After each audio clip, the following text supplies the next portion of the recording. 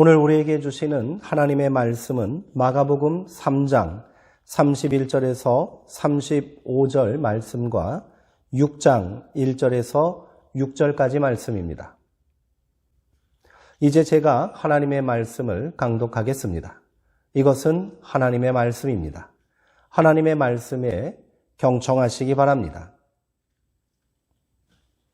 그때 예수의 어머니와 동생들이 와서 밖에 서서 사람들을 보내어 예수를 부르니 무리가 예수를 둘러 앉았다가 여짜오되 보소서 당신의 어머니와 동생들과 누이들이 밖에서 찾나이다. 대답하시되 누가 내 어머니이며 동생들이냐 하시고 둘러앉은 자들을 보시며 이르시되 내 어머니와 내 동생들을 보라. 누구든지 하나님의 뜻대로 행하는 자가 내 형제요 자매요 어머니이니라. 아멘. 예수께서 거기를 떠나사 고향으로 가시니 제자들도 따르니라. 안식일이 되어 회당에서 가르치시니 많은 사람이 듣고 놀라 이르되 이 사람이 어디서 이런 것을 얻었느냐? 이 사람이 받은 지혜와 그 손으로 이루어지는 이런 권능이 어찌 됨이냐? 이 사람이 마리아의 아들 목수가 아니냐? 야고보와 요셉과 유다와 시몬의 형제가 아니냐? 그 누이들이 우리와 함께 여기 있지 아니하냐 하고 예수를 배척한지라. 예수께서 그들에게 이르시되 선지자가 자기 고향과 자기 친척과 자기 집 위에서는 존경을 받지 못함이 없느니라 하시며 거기서는 아무 권능도 행하실 수 없어 다만 소수의 병자에게 안수하여 고치실 뿐이었고 그들이 믿지 않음을 이상히 여기셨더라. 아멘. 하나님 나라의 가족이라는 제목으로 말씀을 함께 나누겠습니다. 30 정도 나이의 아들이 어느 날 갑자기 집을 나갔습니다. 자라면서 다른 아이들과 조금 다르다고는 생각했으나 그것이 비범함이라고만 생각했는데 이해할 수 없는 말을 남기고 집을 떠난 아들. 아들이 어디서 무슨 일을 하고 있는지가 항상 걱정인 어머니에게 이상한 소문이 들려옵니다. 몇 해 전 집을 떠난 아들이 갈릴리 마을을 돌아다니며 선지자 행세를 한다는 것입니다. 불황과 같은 자들을 모아 대장 노릇을 하면서 무슨 기적도 행하고 사람들을 가르치고 다닌다고 합니다. 그런데 이를 두고 권위 있는 당국자들과 종교 지도자들이 조사에 들어갔고요. 아들이 더러운 귀신이 들려 미쳤다고 말한다는 소문이 들려옵니다. 어머니는 노심초사 동생들을 이끌고 집 나간 아들을 찾아 나섰습니다. 어렵게 수소문하여 아들이 있는 곳을 찾았습니다. 아들 주변에는 이미 많은 무리들이 모여 있고 아들을 만날 수 없는 상황입니다.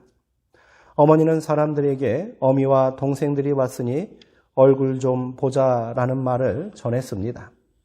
그런데 아들의 반응이 황당하기만 합니다. 당장 뛰쳐나올 줄 알았던 아들은 사람들에게 이런 말을 전합니다. 누가 내 어머니이며 동생들이냐? 여기 모인 사람들 모두가 내 어머니이고 내 형제 자매들이다. 누구든지 하나님의 뜻을 행하는 사람이 곧 내 형제요 자매요 어머니이니라. 지체 높은 양반들이 한 말이 헛말이 아닌 것만 같습니다. 착하고 속 깊은 아들로만 생각했는데 집을 나가 한동안 소식이 없어도 우리 아들은 분명 생각이 있고 잘 살고 있을 것이라 믿었는데 도대체 이게 무슨 말도 안 되는 일입니까? 큰아들 예수를 찾아간 어머니 마리아와 동생들은 당황하고 놀랄 수밖에 없습니다. 예수님이 하는 말씀이 도통 무슨 뜻인지도 모르겠거니와 얼핏 들으면 당신들은 나의 가족이 아니요 라고 말하는 것처럼 들립니다. 아들이 미치지 않고는 그럴 수 없다고 마리아는 생각했을 것입니다. 성경은 이 일이 있은 후에 곧바로 예수님께서 다시 바닷가로 나아가 사람들을 가르치셨다고 기록합니다. 이런저런 상황이 정리되고 사람들이 물러가고 나면 한 번쯤은 어머니를 만났다는 이야기가 없습니다. 부모를 공경하라는 하나님의 계명은 자체하고라도 당시 관례에 비춰봐도 폐륜적인 행동이 아닐 수 없습니다. 도대체 예수님은 무슨 생각을 하고 계신 것일까요? 오랜만에 만난 가족이 반갑지 않았단 말입니까? 사실 오늘 본문을 해석하기란 여간 난처한 일이 아닙니다. 가족과 혈연 관계를 중시하는 한국 사회에서는 더더욱 그러할 것입니다. 얼핏 보면 예수님은 이 관계를 부정하고 해체하고 있는 것처럼 보입니다. 그러나 정확히 말하면 이는 해체가 아니라 확장입니다. 예수님은 공생애를 시작하면서 새로운 삶의 지평과 관계의 확장을 선포하셨습니다. 그것은 하나님 나라가 가까이 왔다라는 선언으로 시작되었지요. 하나님 나라가 이미 우리 가운데 임하였다고도 말씀하시며 하나님 나라의 현재성을 강조하셨습니다. 이 혁명적인 선언에 참여하기 위해서 우리는 편협한 관계와 어그러진 삶의 자리에서 벗어나야 함을 요청받습니다. 일상적인 세상의 질서와 통념을 뛰어넘어야 하고요. 관계의 편협함과 갈등을 극복해야만 합니다. 오늘 예수님의 말씀은 이런 관점에서 이해되고 해석되어야 할 것입니다. 예수님은 이미 시작된 하나님 나라의 확장을 위해 지금 새로운 가족 관계를 선포하고 계신 것이지요. 오랜만에 자기를 찾아온 어머니와 형제들을 외면한 채 예수님께서 하신 말씀에 주목해 보시기 바랍니다. 그 중에 하나님의 뜻이 있습니다. 하나님 나라는 특별한 공간이나 장소의 개념이 아닙니다. 하나님의 뜻이 구체적이고 실현되는 경험과 관계의 재창조를 의미합니다. 예수님은 하나님의 뜻대로 행하는 자 모두가 나의 형제요, 자매요, 어머니다라고 말씀하셨습니다. 하나님의 뜻 안에서 예수님과 함께 있는 자들 모두가 하나님 나라의 새로운 가족이 된다는 말씀입니다. 사실 오늘날 우리가 경험하는 가족 간의 갈등과 문제는 애정이 부족하고요, 관심이 모자라서가 아닙니다. 오히려 애정과 관심이 지나쳐서 문제이지요. 한 인간이 성숙한 인격체로 성장하기 위해서는 부모로부터의 독립이 꼭 필요합니다. 단순히 경제적인 독립이 아니라 정신적인 독립입니다. 그런데 부모는 자녀를 자기 생각과 뜻 안에 가두려고 고집하지요. 여기서 가족 간의 갈등이 시작되고 불화가 생기게 되는 겁니다. 예수님의 어머니 마리아도 마찬가지입니다. 30이 넘은 장성한 아들이지만 여전히 아들이 자기 뜻에 순종하고 따르기를 바라고 있습니다. 마리아가 동생들을 이끌고 예수님을 찾아간 이유가 무엇이겠습니까? 예수님을 타일러 집으로 데려가려 한 것 아니겠습니까? 여기서 필요한 것은 아들을 설득할 합리적인 이유입니다. 마리아가 생각한 합리적인 명분은 세상의 평가와 통념이었지요. 한마디로 세상 그렇게 살면 안 된다는 말입니다. 봐라, 세상 사람들이 너를 다 미쳤다고 하지 않느냐. 정신 차리고 집으로 돌아가 장가도 들고 평범한 삶을 사는 것이 세상의 순리다. 엉뚱한 짓 하지 말고 어미 뜻을 따라야 한다라는 것입니다. 제가 조금 과장했지만 속내는 다르지 않을 것입니다. 우리도 자녀들에게 그리하지 않습니까? 그러나 예수님은 마리아의 뜻이 아닌 하나님의 뜻을 말씀하고 계십니다. 진지하게 고민해 봐야 합니다. 오늘 내가 자녀들에게 화를 내고 있는 것은 내 뜻입니까? 하나님의 뜻입니까? 물론 우리가 하나님의 뜻을 온전히 깨달아 알기는 불가능합니다. 그런 의미에서 예수님의 말씀은 우리가 먼저 실천해야 할 하나님의 뜻을 깨닫게 하고 있습니다. 하나님의 뜻은 여기 모인 모든 자가 너희 가족이라는 말입니다. 왜 그 사람을 내 부모처럼 섬기고 내 자녀처럼 사랑하고 형제처럼 돌보지 않느냐는 책망인 것이지요. 오늘 우리가 이 말씀을 새겨 듣고 실천한다면 우리가 사는 세상이 이토록 비참하고 냉랭하지는 않을 것입니다. 그렇게 관계와 인식의 확장만으로도 하나님 나라는 우리 안에 성큼 다가오게 돼 있는 것입니다. 가족과의 어색한 만남을 뒤로하고 예수님은 곧바로 길을 떠나셨습니다. 그리고 그 길에서 예수님은 세상의 통념이나 관계의 편협함을 몸소 깨트리는 모범을 보이셨지요. 그렇게 예수님의 행보는 갈릴리 유대 땅에만 머물지 않았습니다. 배를 타고 이방의 땅 거라사까지 이릅니다. 당시 유대인들은 함부로 이방의 땅에 발을 들이지 않았습니다. 부정한 사람들이 사는 땅을 밟는 것 자체로도 부정해진다고 여겼기 때문이지요. 어쩔 수 없이 이방의 땅을 여행이라도 할라치면 돌아와서는 반드시 머리를 깎고 성전을 찾아가 정결 예식을 행해야만 했습니다. 이것이 당시 유대인들의 통념이며 신앙이었습니다. 그러나 예수님의 발걸음은 거침이 없습니다. 거친 파도와 사나운 바람을 뚫고 마침내 이방의 땅 거라사에 들어가셨지요. 그리고 그 땅 사람들조차도 외면하고 꺼리는 군대 귀신 들린 남자를 찾아가셨고요. 그를 회복시켜 주셨습니다. 그렇게 가족과 공동체에서 추방된 저주받은 외로운 인생을 예수님은 형제처럼 뜨겁게 끌어 안아주셨습니다. 다시 갈릴리로 돌아온 예수님에게 두 사람이 찾아왔습니다. 한 사람은 죽어가는 딸을 살려달라고 찾아온 회당장이었고요. 다른 한 사람은 12해 동안 혈루증을 앓고 있는 이름도 모르는 여자입니다. 이 두 사람은 묘하게 대비됩니다. 한 사람은 사람들에게 존경받는 경건한 남자이고요.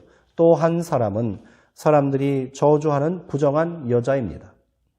그러나 두 사람의 신분이나 처지가 서로 다를지라도 한 가지 공통점이 있지요.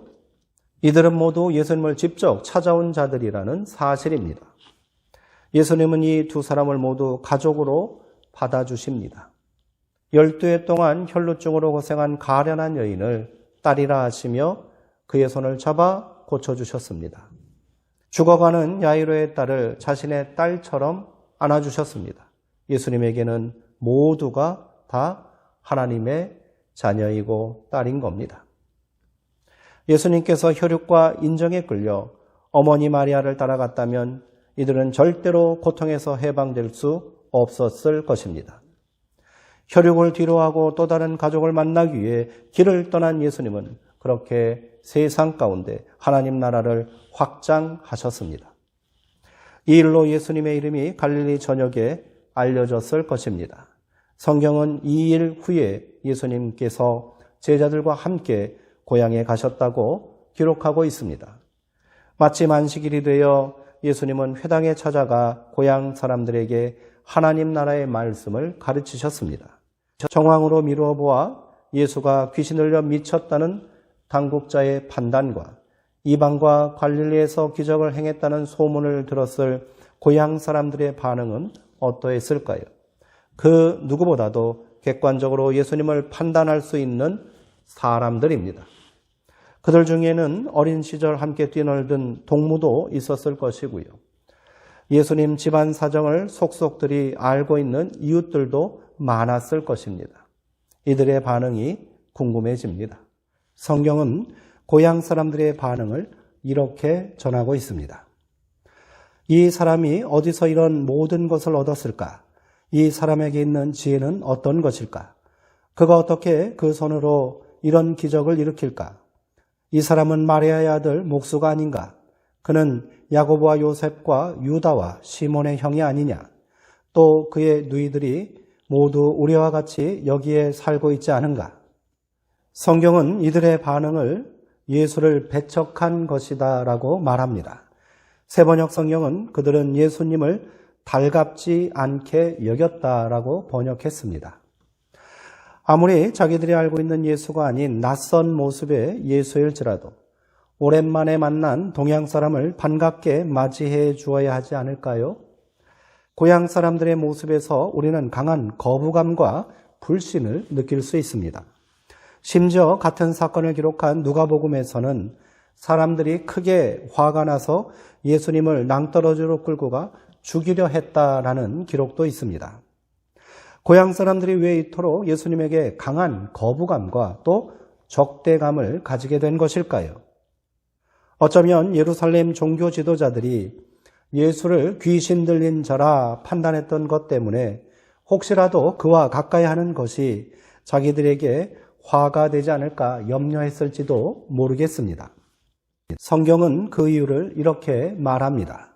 이들은 예수님을 누구보다도 잘 알고 있습니다. 부모가 누구인지, 무슨 일을 하며 살았는지, 심지어 그 동생들의 이름도 줄줄이 다 알고 있습니다.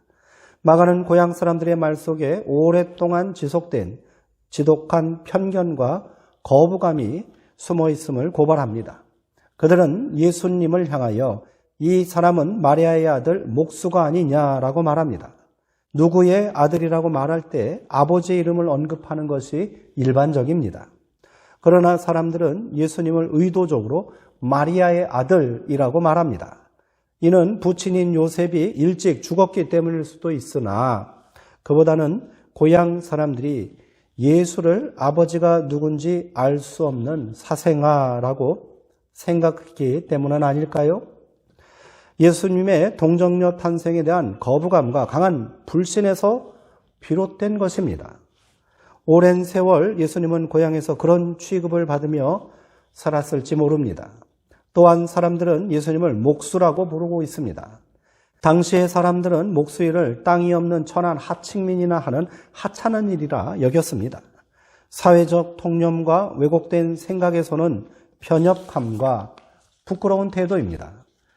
하나님 나라의 새로운 가족을 만나기 위해 세상의 편견과 싸우며 동분서주하는 예수님을 정작 고향 사람들은 가족으로 맞아주지 않고 있습니다. 예수님은 이들의 태도에 씁쓸한 한마디를 남기고 그곳을 떠나가셨습니다. 선지자가 자기 고향과 자기 친척과 자기 집 외에서는 존경을 받지 못함이 없느니라. 이러한 연유로 해서 성경은 거기서는 아무 권능도 행할 수 없어 다만 소수의 병자에게만 안수하여 고치실 뿐이었고 그들이 믿지 않음을 이상히 여기셨다는 안타까운 결말을 남기고 있습니다. 고향 사람들의 문제는 예수님을 알고 있느냐 모르느냐가 아닙니다. 그들이 예수님을 만났느냐 만나지 못했느냐에 달려있는 겁니다. 그들은 예수님을 누구보다 잘 알고 있다고 생각했습니다. 그 결과 정작 자신들을 찾아온 예수님을 만날 수 없었습니다. 이들은 예수님을 오랫동안 알고 지내온 마리아의 아들 목수로 만나려 했습니다. 그러나 예수님은 이들을 하나님 나라의 가족으로 형제요, 부모요, 자녀로 새롭게 만나기를 원하셨지요. 오랜 세월 굳어진 편견과 경험의 틀을 깨고 새로운 관계 가운데 만남을 원하셨던 것입니다. 그렇게 고향에서도 하나님 나라가 시작되길 간절히 바라셨던 것입니다. 그러나 고향 사람들은 이를 거절했습니다. 그리고 그곳에는 그 어떤 하나님의 뜻도 이루실 수 없었지요. 지난주에는 어버이날이 있었지요. 오늘은 어버이 주일입니다. 그동안 소홀했던 부모님들께 어떻게 존경과 효도의 마음을 표할까 많이 고민하시고 또 나름대로 또 형편대로 또 귀한 시간을 보내셨을 것입니다. 이 기쁨과 고민을 하나님 나라의 기쁨과 축복으로 확장시키시는 성도님들 되시기를 축원합니다. 어버이날에만 부모 자식 간의 만남이 있는 것이 아니지요. 일상의 가족과의 만남 속에서도 내 뜻과 고집을 세우고 확인하는 것이 아니라 하나님의 뜻을 함께 고백하고 은혜를 함께 나누는 성도님들 되시기 바랍니다. 그리고 내 가족, 내 형제만을 살피고 챙기는 좁은 울타리를 넘어 또 다른 부모와 형제와 자매를 찾아가고 돌보는 하나님 나라의 확장에도 우리 힘씁시다. 더 나아가 그동안 그리하지 못했던 우리의 모습을 회개합시다. 하나님의 뜻을 외면하고 살면서도 나는 예수님을 잘 알고 있다고 말했던 우리의 신앙은 위선이요 거짓일 뿐입니다. 우리 주변에 외롭고 힘겨운 삶을 살고 있는 하나님 나라의 부모 또 형제, 자녀가 있는데 그들을 외면하고 찾아가지 않는다면 예수님은 우리 안에 아무 권능도 행하실 수 없고요. 우리가 믿지 않음을 이상히 여기실지도 모르겠습니다. 다음 주에는 이웃과 지역의 70세 이상 되신 어르신들을 초청하여 하나님 나라의 기쁨과 은혜를 함께 나누는 잔치를 벌이려고 합니다. 성도님들 더 기도해 주시고요. 내 가족, 내 부모, 또 우리 교회의 울타리를 넘어 하나님 나라가 우리의 작은 실천을 통해서도 확장되기를 기대하시고 귀한 역사에 동참해 주시기 바랍니다. 기도하시겠습니다. 사랑과 은혜의 하나님 감사합니다. 우리를 하나님 나라의 한 가족으로 부르셨습니다. 그렇게 우리가 형제요 자매된 기쁨을 그리스도 예수 안에서 함께 누리게 하시니 감사합니다. 이제는 내 가족, 우리 교회 이 편협한 울타리를 넘어서 하나님 나라의 확장을 위하여 우리도 기쁨으로 나아가 일하게 하옵소서. 할 수만 있는 대로 모든 이들과 화목하게 하시고 더 많은 이들을 품게 하시고 복음을 증거하게 하시며 그들도 하나님의 자녀되는 기쁨을 누리게 하옵소서. 예수님의 이름으로 기도하옵나이다. 아멘.